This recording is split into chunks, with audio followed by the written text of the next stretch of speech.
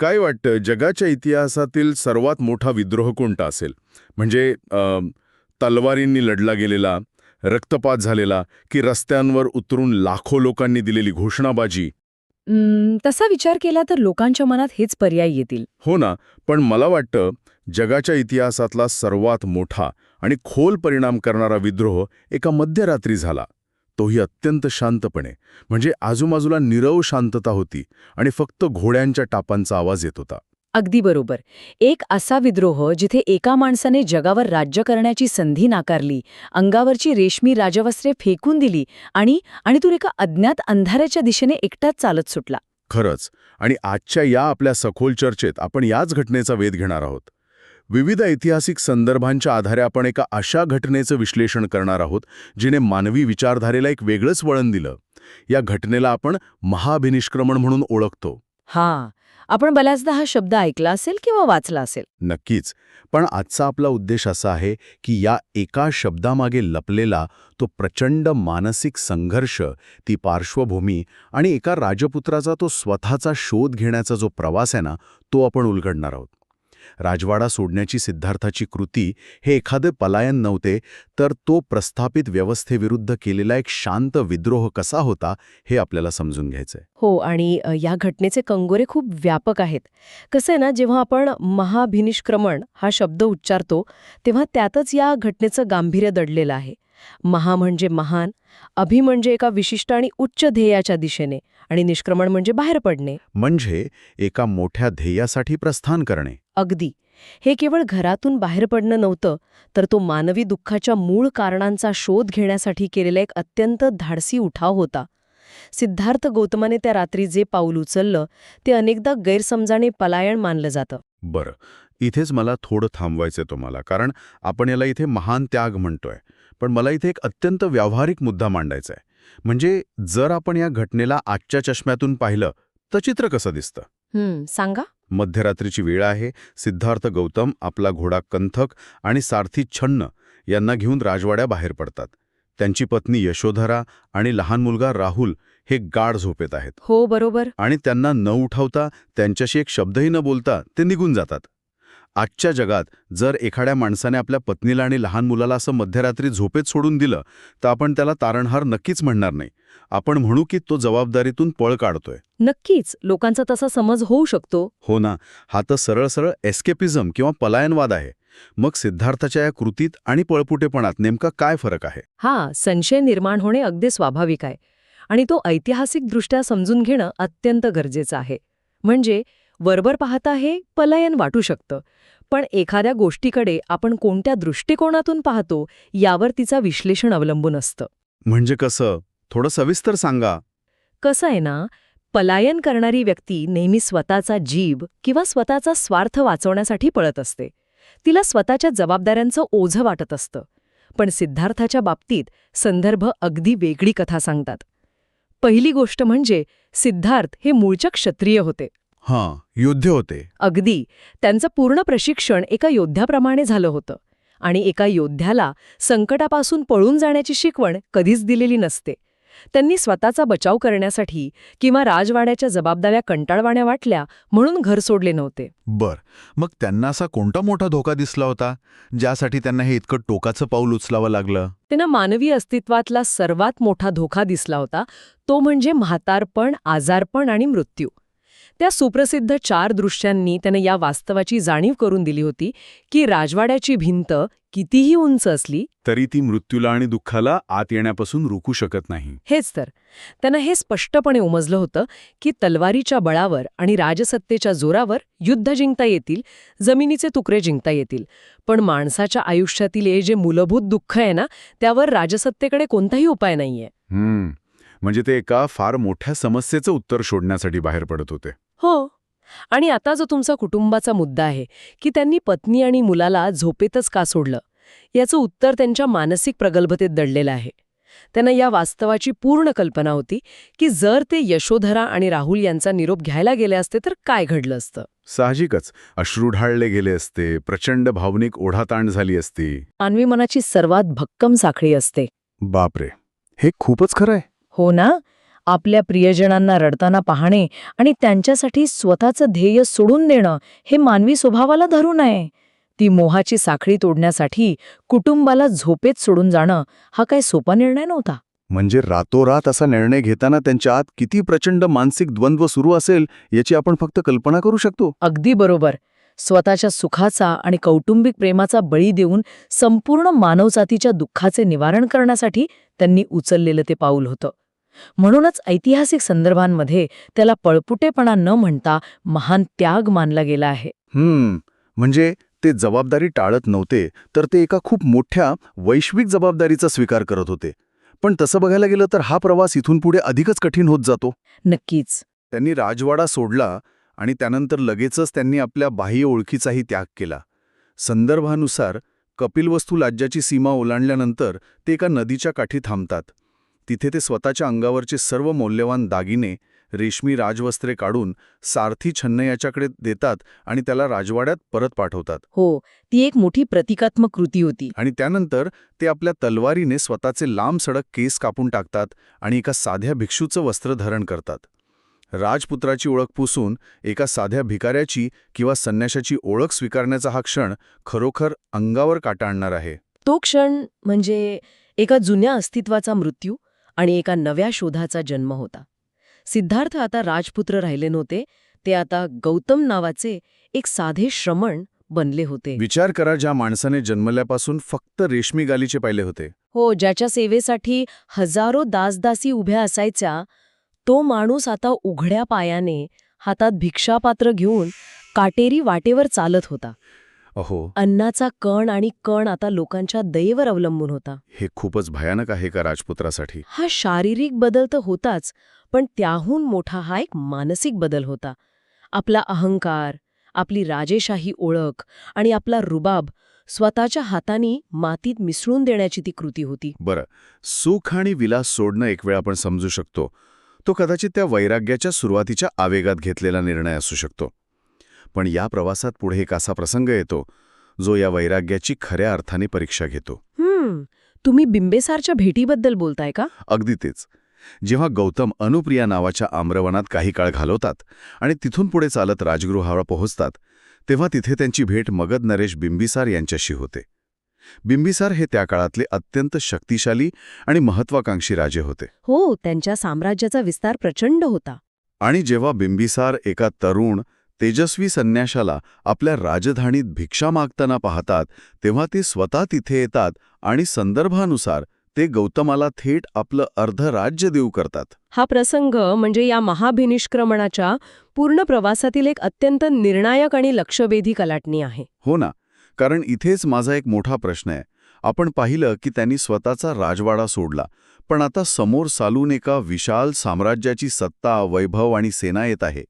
बिंबिसारचा प्रस्ताव हा काही साधा प्रस्ताव नव्हता. अजिबात नाही. जर एखादी व्यक्ती केवळ नैराश्यातून किंवा कौटुंबिक वादातून घर सोडून पळाली असती, तर दुसऱ्या राज्याची सत्ता हातात मिळताच ती लगेच तिथे स्थिरावली असती. पण गौतमांनी बिंबिसारला अत्यंत शांतपणे सांगितलं, मला राज्य नकोय, मला सत्य हवं आहे. अरे चा, हे वाक्यच किती ताकदवान आहे. हो, जेव्हा तुम्ही सर्वस्व गमावून एका रस्त्यावर उभे असता, तेव्हा सत्तेचा असा अवाढव्य मोह नाकारणं सोपं नसतं. ही घटना त्यांच्या शोधाच्या तीव्रतेबद्दल काय सांगते? ही घटना सिद्ध करते की त्यांच्या त्या त्यागाची पाळेमुळे किती खोलवर रुजलेली होती. बिंबिसारचा प्रस्ताव ही त्यांच्या मोहाची आणि निश्चयाची सर्वोच्च परीक्षा होती.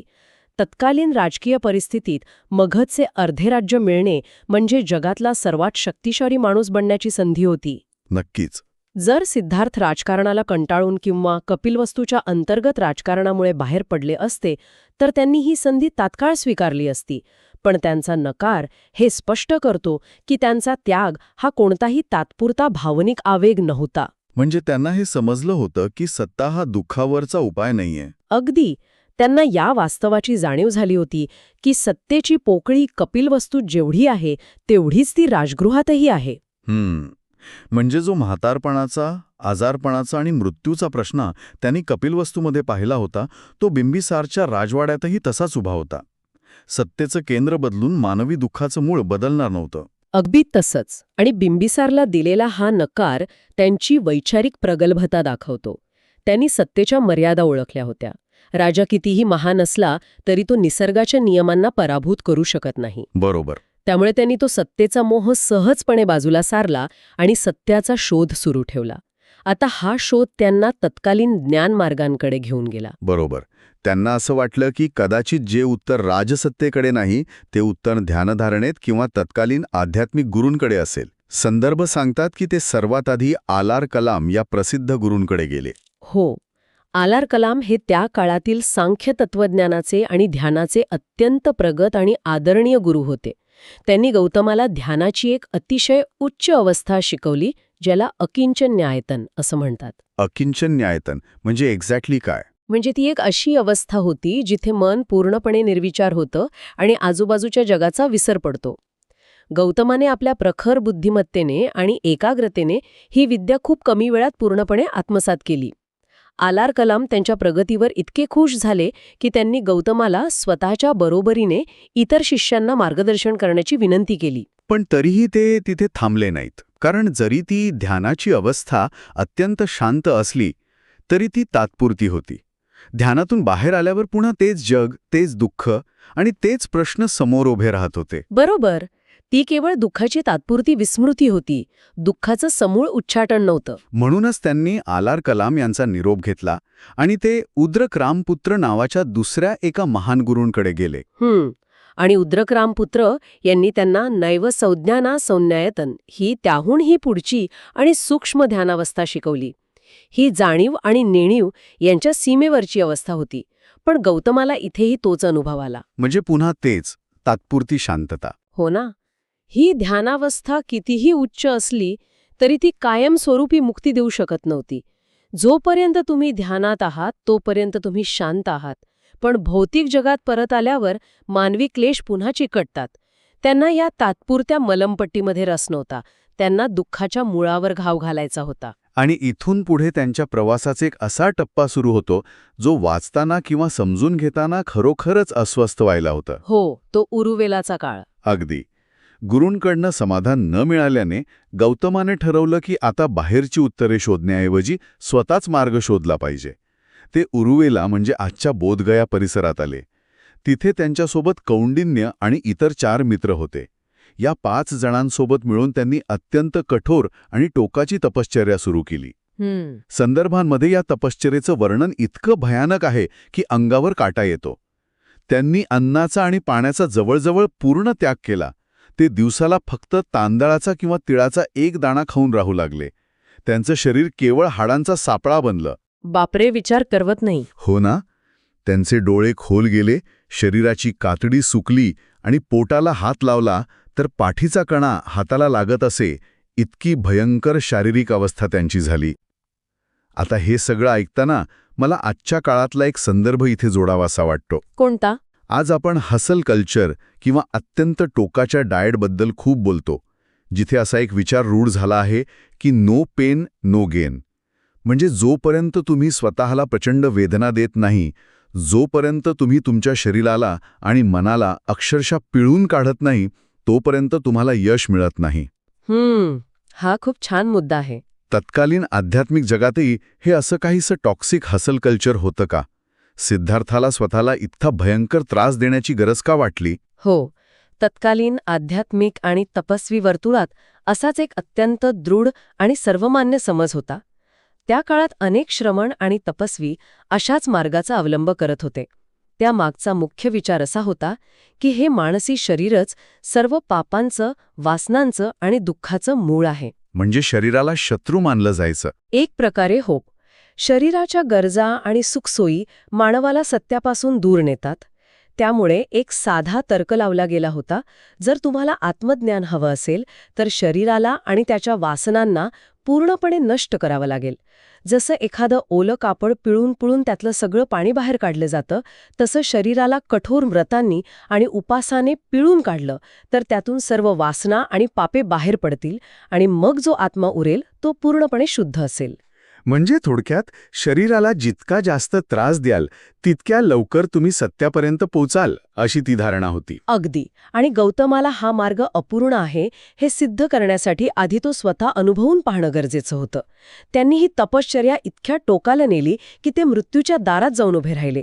6 वर्ष त्यांनी हा अनन्वित शारीरिक छळ सहन केला. बापरे, 6 वर्षे? हो, पण जेव्हा ते अक्षरशः मरणासन्न अवस्थेत होते, चालण्याची किंवा बसण्याचीही ताकद त्यांच्यात उरली नव्हती, तेव्हा त्यांच्या एक अत्यंत महत्त्वाची गोष्ट लक्षात आली. त्यांना जाणवलं की शारीरिक वेदनांमुळे मन अधिकच विचलित होत आहे. जो माणूस उपासमारीने तडफडतोय, ज्याला सतत अन्नाचा विचार सतावतोय, तो माणूस सत्यावर किंवा ज्ञानावर लक्ष कसं केंद्रित करू शकेल? हे तर अगदी लॉजिकल आहे. आपणही म्हणतो ना, उपाशी पोटी तत्वज्ञान सुचत नाही.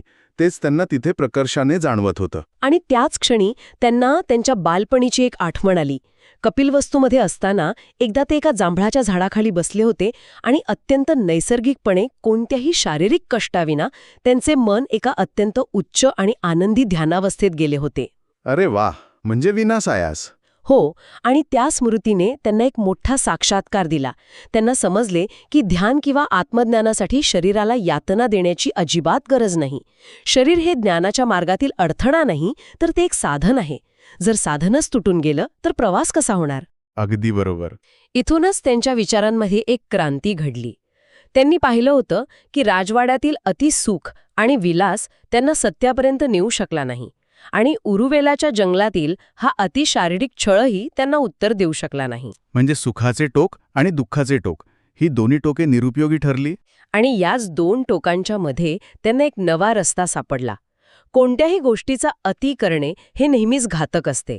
जर शरीराला अति सुख दिले तर ते आळशी आणि वासनांध बनते, आणि जर शरीराला अति कष्ट दिले तर ते कमजोर आणि अस्थिर बनते. या जाणीवेतूनच एका नव्या वैश्विक तत्वज्ञानाचा पाया रचला गेला. तो विचार म्हणजे मध्यम मार्ग. मध्यम मार्ग या शब्दांतच एक प्रकारचा समतोल जाणवतो. जसा आपण एखाद्या तंतुवाद्याचा किंवा सतारीचा विचार करतो. जर आपण सतारीची तार खूप सैल सोडली तर त्यातून कोणताही सूर निघत नाही. बरोबर. आणि जर आपण तीच तार खूप ताणली तर ती तारच तुटून जाते. ती तार जर बरोबर मध्यम ताणली गेली तरच त्यातून एक अतिशय सुंदर आणि सुमधुर संगीत निर्माण होतं. हे तंतुवाद्याचे उदाहरण मध्यम मार्ग समजून घेण्यासाठी सर्वात चपखल आहे. मानवी आयुष्याची आणि मनाची रचनाही या सतारीच्या तारेसारखीच आहे. अतिभोगात आणि विलासात अडकणं म्हणजे तार सैल सोडणं, आणि अतितपश्चर्येत स्वतःच्याच शरीराला जाळून टाकणं म्हणजे तार तुटेपर्यंत ताणून धरणं. नक्कीच. या दोन्ही गोष्टी टाळून जीवनातील प्रत्येक गोष्टीत, मग तो आहार असो, विचार असो किंवा आचरण असो, सम्यक किंवा योग्य संतुलन राखणे हाच तो मध्यम मार्ग. आणि महत्वाची गोष्ट म्हणजे हा मार्ग फक्त जंगलात बसलेल्या एखाद्या संन्यासासाठी नाही. सध्याच्या या अत्यंत गुंतागुंतीच्या आणि धावपळीच्या आयुष्यातही तो तितकाच लागू पडतो. हे तुम्ही अगदी योग्य बोललात. आजकाल आपण पाहतो की लोक एकतर अत्यंत महत्वाकांक्षी होऊन स्वतःला बर्नआउट होईपर्यंत काम करतात, किंवा पूर्णपणे निराश होऊन सर्व काही सोडून देतात. या दोन्ही टोकांच्या मध्ये एक समतोल शोधणे, आपल्या भावना आणि जबाबदाऱ्या यांच्यात एक मध्यम मार्ग काढणे, हा एक अत्यंत व्यावहारिक उपाय आहे जो मानवी मनाला शांतता देऊ शकतो. खरोखरच आज आपण या सखोल चर्चेत एका अशा प्रवासाचे साक्षीदार झालो आहोत ज्याने केवळ एका माणसाचे नाही तर हजारो वर्षांच्या मानवी इतिहासाचे आणि विचारधारेचे रूप बदलून टाकले. हो ना. कपिलवस्तूच्या त्या नीरव शांततेत सुरू झालेला हा प्रवास एका साध्या आपण अत्यंत शक्तिशाली निष्कर्षावर येऊन पोचतो. राजवाड्याच्या अथांग विलासाकडून अंगावरच्या कपड्यांच्या त्यागापर्यंत, शक्तिशाली राजसत्तेचा मोह नाकारण्यापासून ते स्वतःच्या शरीराला मृत्यूच्या दारात नेऊन उभ्या करणाऱ्या टोकाच्या तपश्चर्येपर्यंत, हा सर्व प्रवास एका माणसाने केवळ स्वतःच्या शोधासाठी नाही तर संपूर्ण जगाच्या दुःखावर उत्तर शोधण्यासाठी केला. अगदी. तो महाभिनिष्क्रमणाचा क्षण हा केवळ एका व्यक्तीचा किंवा एका कुटुंबाचा त्याग नव्हता, तर ते एका नव्या वैश्विक विचारधारेच्या दिशेने टाकलेलं पहिलं पाऊल होतं. हो, आणि म्हणूनच हा इतिहास केवळ वाचण्यासाठी नाही तर तो समजून घेण्यासाठी आहे. जेव्हा एखादा माणूस स्वतःच्या सुखाच्या चौकटीतून बाहेर पडून जगाच्या दुःखाचा विचार करू लागतो तेव्हाच असे महान मार्ग सापडतात. मध्यम मार्ग ही खऱ्या अर्थाने जगाला मिळालेली जो मूल्य देणगी आहे, जी त्या मध्यरात्रीच्या प्रस्थानातून जन्मली. जाता जाता या संपूर्ण चर्चेच्या शेवटी हा एक असा प्रश्न आहे ज्यावर सर्वांनीच विचार करायला हवा. हा विचार प्रत्येकाला अंतर्मुख करेल. जर सिद्धार्थ गौतमाने तो राजवाडा सोडलाच नसता, जर त्यांनी पलायनावादाचे आरोप किंवा कौटुंबिक मोह टाळून तिथेच राहणं पसंत केले असते आणि अत्यंत आदर्श दयाळू राजा म्हणून आपली सर्व सत्ता, संपत्ती आणि राजकारण वापरून आपल्या प्रजेचे दुःख दूर करण्याचा प्रयत्न केला असता, तर त्यांचा जगावरील प्रभाव आजच्या इतकाच मोठा राहिला असता का? हा खरोखरच विचार करायला लावणारा प्रश्न आहे. हो ना. सत्तेच्या माध्यमातून आणि भौतिक संसाधनांच्या माध्यमातून केलेलं समाजकार्य हे मानवी कल्याणासाठी जास्त श्रेष्ठ ठरतं की स्वतः सर्वस्व त्यागून स्वतःच्या आचरणातून आणि विचारांच्या माध्यमातून जगाला दिलेला हा तत्वज्ञानाचा मध्यम मार्ग अधिक प्रभावशाली ठरतो? नक्कीच. हा प्रश्न आपल्याला भौतिक सत्ता आणि वैचारिक क्रांती यातील फरक समजून घ्यायला भाग पाडतो. या एकाच प्रश्नाभोवती आपण अनेक विचार गुंफू शकतो. बोधगयेतील त्या बोधिवृक्षाखाली मिळालेल्या ज्ञानाच्या प्रकाशावर आपण आपली ही सखोल चर्चा पुढेही अशीच सुरू ठेवणार आहोत. तोपर्यंत मध्यरात्रीच्या त्या शांततेत घराबाहेर पडणाऱ्या पावलांचा आवाज आणि त्यातून जन्माला आलेला समतोलाचा विचार नक्की मनात ठेवा.